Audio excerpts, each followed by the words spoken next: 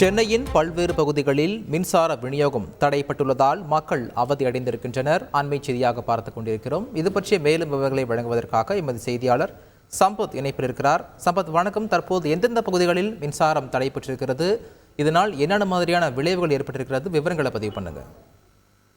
வணக்கம். சென்னையில் பல்வேறு பகுதிகளில் கடந்த ஒரு மணி நேரத்துக்கு மேலாக மின்சார விநியோகமானது முழுமையாக தடைப்பட்டுள்ளது.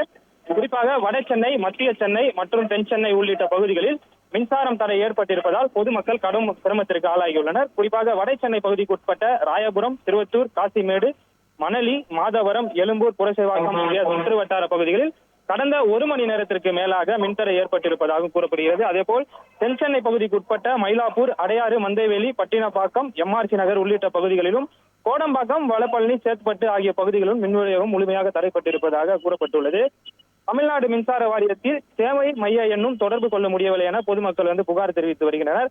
அதேபோல் சமூக வலைதளமான எக்ஸ் வலைதளத்தில் சென்னை மக்கள் மின்தடை குறித்து பொதுமக்கள் கருத்தும் பதிவிட்டு வருகின்றனர். குறிப்பாக பிரதான சாலைகள் அனைத்திலும், அதாவது அண்ணா சாலை, அடையாறு, ஜெமினி போன்ற பிரதான சாலைகளும் இந்த மின்தடை ஏற்பட்டிருப்பதால் சாலையில் எரியக்கூடிய மின் விளக்குகளும் தடைப்பட்டிருப்பதாகவும், இதனால் சாலையில் செல்லக்கூடிய வாகன ஓட்டிகள் பெரும் சிரமத்திற்கு ஆளாயிருப்பதும் நம்மால் பார்க்க முடியுது.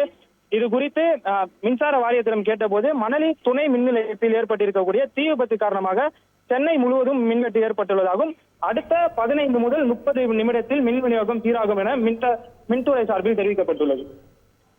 நன்றி சம்பத், விரிவான விவரங்களுக்கு. செய்திகளை உடனுக்குடன் தெரிந்து கொள்ள உடனே சப்ஸ்கிரைப் பண்ணுங்க.